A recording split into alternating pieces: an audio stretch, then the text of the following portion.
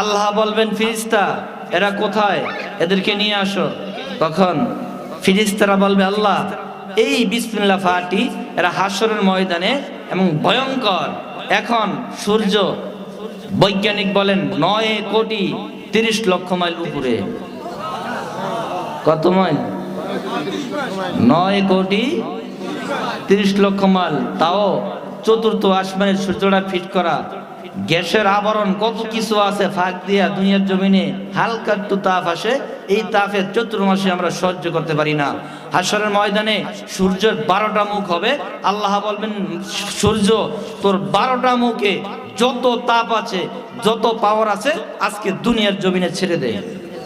এই কঠিন সময় আল্লাহ বলবেন বিসমিল্লাহ ফাটি কোথায়? ফিরিস্তারা বলবে আল্লাহ এরা রৌদ্রের তাপ সহ্য করতে না পারিয়া এরা আপনার আরশের নিচে একটু বিশ্রাম করতে